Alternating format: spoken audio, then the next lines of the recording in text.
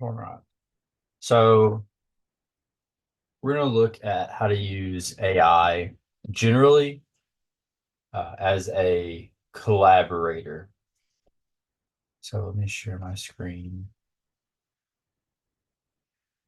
So the main thing to keep in mind when working with AI is that it's not a fancy form of Googling something. A lot of people, I think, generally want it to just be Google where they type in something.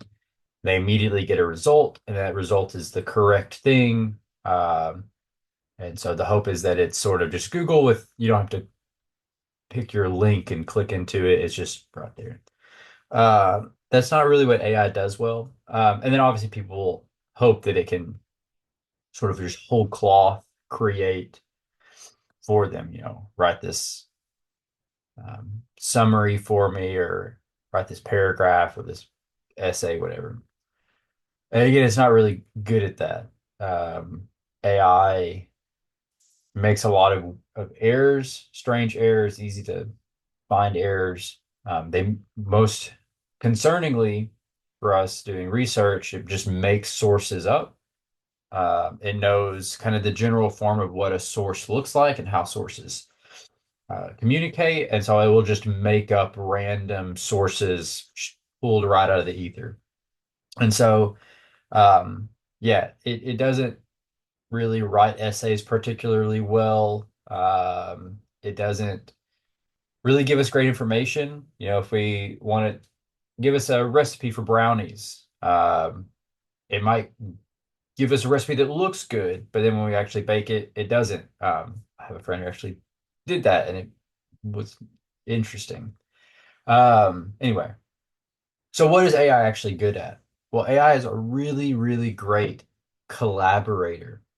And so the best method for working with AI is to treat it like a group member, to treat it like a collaborator, and understanding that you're not going to get good results on your first search. It's going to take at least a couple minutes to kind of get the AI in the zone that you want it to be to give you productive outputs. It's sort of the equivalent of an athlete doesn't just on game day show up to the field and go play. They go through their routines, they get their body in shape, get limber. It's the same thing with AI. It takes a little while. You have to kind of stretch the AI. You have to kind of work it into a more viable position. Um, so how do you do that? So the first thing that you need to do is tell an AI what you want it to be. Um, AI is trained on these utterly gargantuan data sets. Um, so many bits of information that it's virtually incomprehensible to us how much text these things are drawing from. And when you do a search, so if I type something in right here uh, and ask it to answer something, it's going to pull from as much of that gargantuan data set as possible. And that's where we get problems with it's hallucinating. Essentially, the way these large language models work is it is taking these bits of information, these texts and stuff that it's trained on, and it's synthesizing them together, and often in odd ways, kind of taking the law of averages to produce an output. Uh, and so if we ask it, hey, write a great paragraph.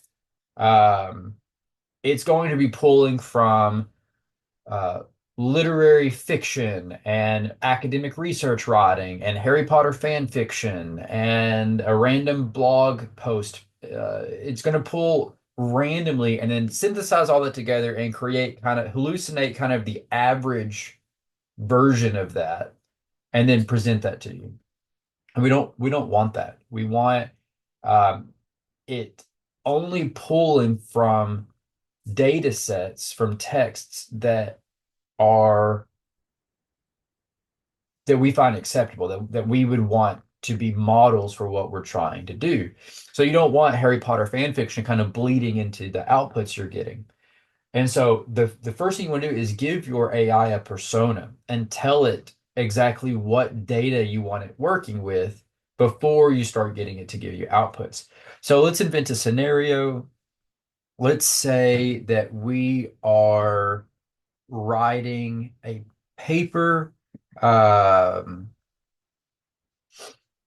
and well, let's just do the comp one. And let's say I'm wanting to write a letter to my senator to um, build a new park. I think there needs to be a new park. And so think what sort of who would be the perfect collaborator? Like think if Albert Einstein could be if you're doing something in physics, right? If you're doing something on general relativity, you could ask the AI, hey, you're Albert Einstein. You're or an expert on Albert Einstein's theories. Um, and it will adopt that persona and will only work with texts related to those things. And so that's the cool thing about AI is you can literally turn it into a simulation of anyone you want it to be. It could be the president of the United States. It could be a historical figure. It could be um, a wildlife conservationist. It could be anyone that you could possibly imagine you can create a simulation of. And it's like having that person as your group mate. And so let's see, who would be best? Can you be, let's tell it what I want to do first. So I'm wanting to write a letter to my senator to build a new park in my town. I need help brainstorming ideas to pitch to them, and I'd like your help. We'll do that.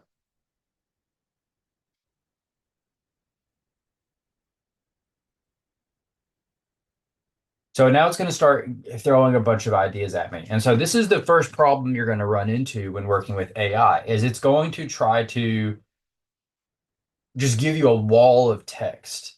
And we don't really want that, right? Because then this is the most surface level use where you give it a prompt, your very first idea, an idea that is ultimately totally unrefined. I haven't even started brainstorming yet. There's nothing really that I've done with the idea yet.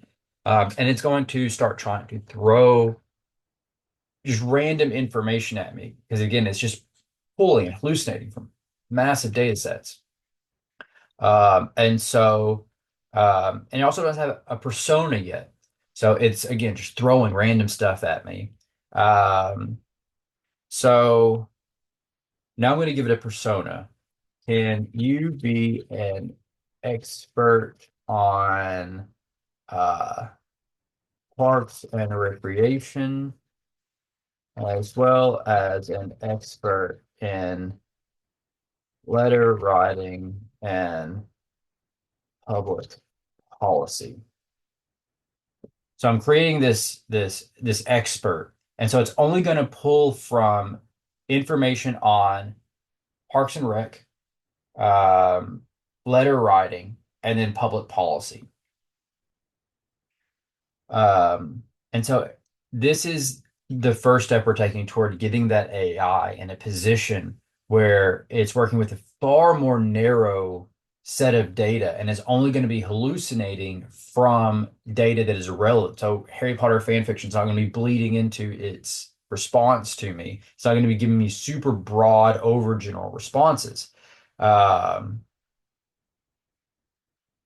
so I like this question here. I really like when it asks me questions because then it's more like a collaborator. It's more a there's more of a feedback loop between me putting my ideas in, it interpreting those ideas and giving them back to me, which is going to spark more neurons for me. And that's what this is all about is using AI to boost creativity.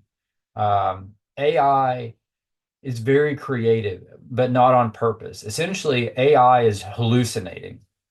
And so in doing so, it's going to make odd connections. It's going to synthesize things in odd ways.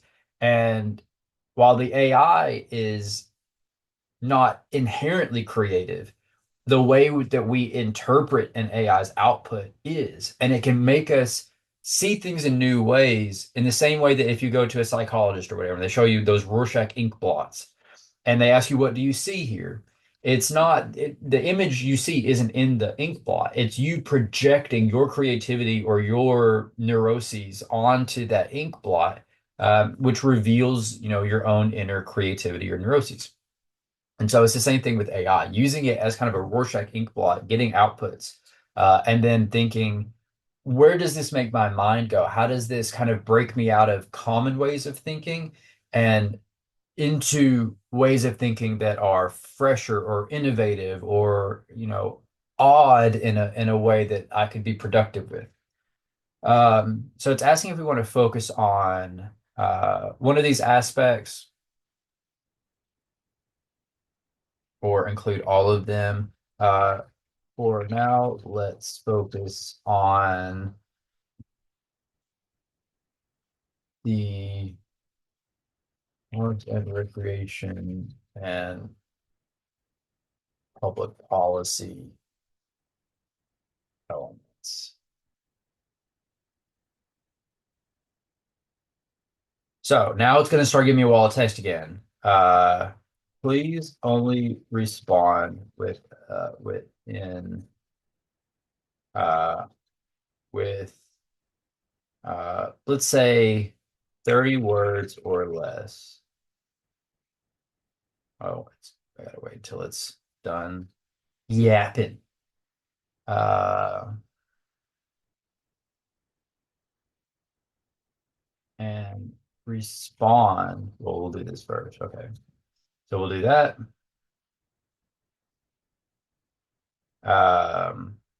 See, it's already the allure of AI is it ultimately just wants to please you. And you told it, hey, I want to write a letter. So it's trying to write that letter. It wants to get you ready to write that letter. It wants to be done as quickly as possible so that it can have served you. And we want to resist that. We want to resist that urge to just dive in and create the finished product as quickly as possible. Instead, we want to spend that time in the same way that athlete has that routine, spends that time getting their body ready so that they can, when it is time to put that product on the field, it is at the highest possible quality. It's the same thing with our brainstorming. We really want to put that time in so that when it is time to do that finished product, we know it's the best possible idea we can come up with. It's refined, it's interesting, um, and it's going to be something that is guaranteed to be effective rather than it kind of just being a shot in the dark like it would be right now. So no, I'm not ready to draft sections. So it's again still trying to just give me ideas. And so the way that we can work against this is to put it in what's called critical thinking mode. And so we can say, also, please only respond in um, questions that can help me brainstorm. Um,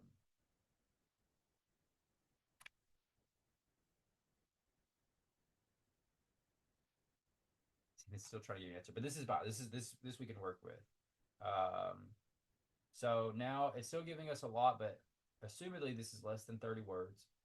Um, and these I can work with. So these are actual questions that rather than it just giving me the answer and me just accepting the statement and saying, just choosing which one to go with, instead it's asking me questions that will get me thinking. So let's see what we've got. What specific communities needs this park?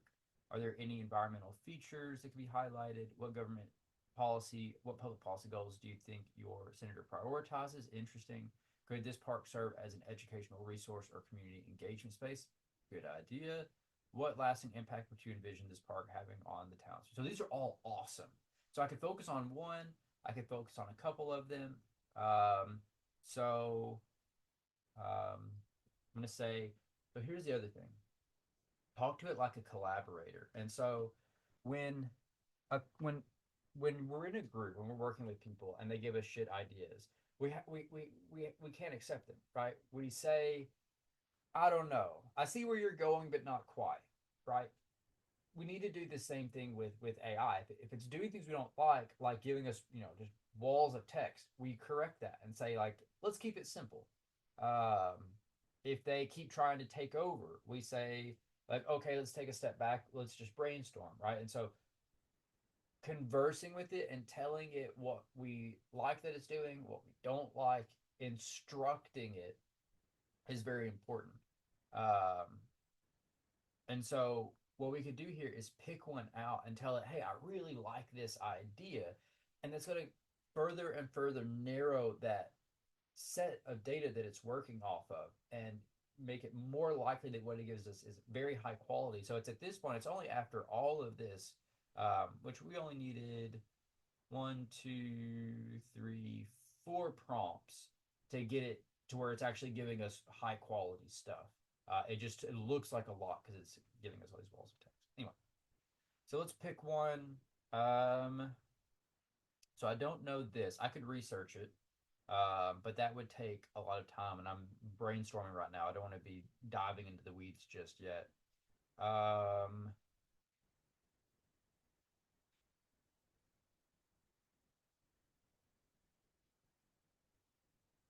I really like this first one, honestly. It's the most broad. Um, So one thing I can do, so it's asking me questions. If I ask it another prompt, it's going to ask me questions. Um, I can reverse that and say answer now in statements, or I can say answer this in a statement and then go back to answering questions. Um, so we can try something like that. Let's keep it in question modes because I really like that. Um, what sort of social gathering spaces? Let's just say gathering spaces are as space. And so it's just conversational. Like, hey, I like that idea. And then let's see what it gives us.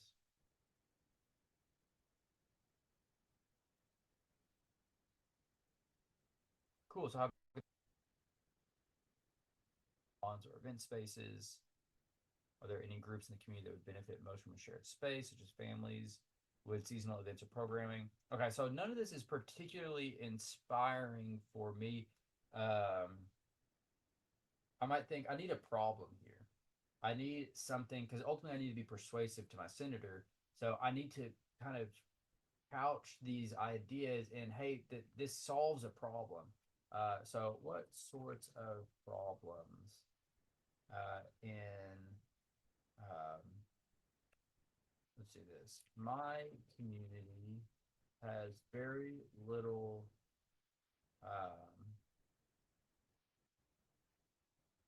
let's say very few businesses for um, that provide things to do families, college students.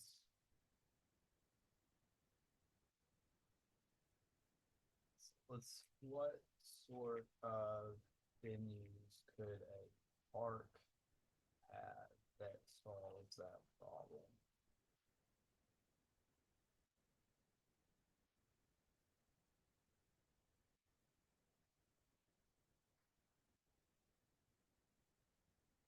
Ooh, amphitheater for concerts would be cool. Climbing structures would be cool. Sports courts, skate park would be cool. Farmers market, that would be awesome.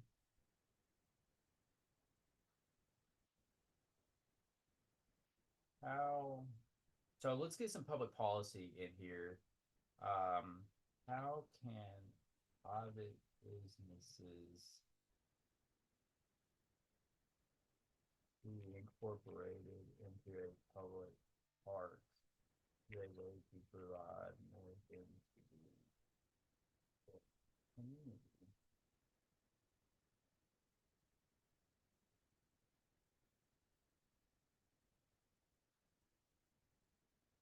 Cool. Okay, now we're cooking. right? So like a space for food trucks and pop-up shops, small cafes, rental stations that are operated by local vendors. That's really cool. Um,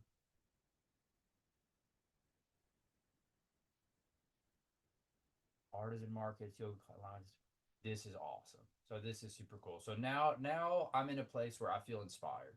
I'm feeling like, okay, it's sort of a park as well as a this blend of it's a public space, but with these vendor spaces that we could design around certain types of vendors we would want to see, like food vendors. I love this idea of like an artist, so a farmer's market, but it's an artisan market as well. So it's a gathering places for um, people in the community to show off. But it wouldn't be like corporations, right? We wouldn't have a McDonald's here, right? We would have local bread makers and um, stuff like that. And so it would stimulate the local economy as well as provide a gathering places for people. It'd be a place where you can have concerts, right? So this sounds awesome. And so I would say at this point, I could take these ideas, start writing them down, start making a plan. So you can see how putting in this critical thinking mode, at first you think having it ask you questions feels like it would just make more work, but ultimately it's makes for far more interesting responses that get us thinking more critically. And it still will guide you in certain directions. It's still going to give you information. It's going to be kind of pointed questions. And by limiting, we're not looking at this massive wall of text, but instead 30, 25 words, it can still pack a lot of cool ideas into that prompt or into that output. So this is the most effective use of AI as a critical thinking tool, as a way to clarify and refine your thoughts. So this took us 15 minutes, and we went from I don't know anything about parks, public policy, letter writing, to now I have a much, much stronger idea. And we could ask something like, are there any laws in Arkansas that would help or hinder uh, this kind of public space with private vendors that I should know about?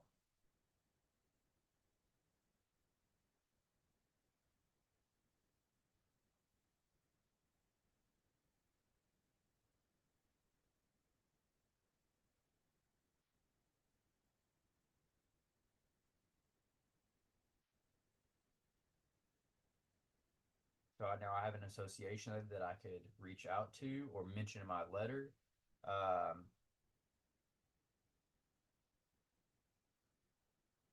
right. And so, and what's interesting is here's going to show us the sites. So if I need further sources, I can go and I can follow up. Uh, right. So what's great about AI is that it is an excellent collaborator. It gives us the chance to create a simulated collaborator that is an expert in exactly what we need, um, which is awesome. Imagine being able to, wherever, whatever paper you're writing, to have the equivalent of like a professor there with you working on it, or have a lawyer or a senator or like a person of history or whatever. And so this is really the most effective use of AI is as a creativity tool that is used in a way to get the most out of us. In the same way that when we collaborate, the purpose of collaborating is to pull the best out of each individual, that in ideas interacting with one another, personalities interacting with one another, hopefully if done well, there's a refining of ideas. There's a through the exchange of perspective and it's really what humans do best is to work together to solve a problem. So collaborators, AI collaborators are super effective, but they take a little while to get spun up. Your first response isn't going to be good. It's going to give you those walls of text. So instead of just taking the first thing it gives you and running, talk to it. Tell it what you like that it's giving you. Tell it what you don't like. Tell it how you want it to talk to you. Especially like simplify those outputs so that you can actually read everything that it's writing. Um, you can say like, explain it to me like I'm a 10-year-old or explain it to me like I'm whatever.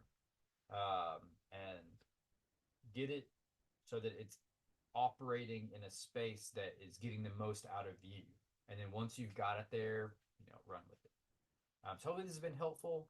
I'm looking forward to how you guys use all of this. Yeah, we'll end it there.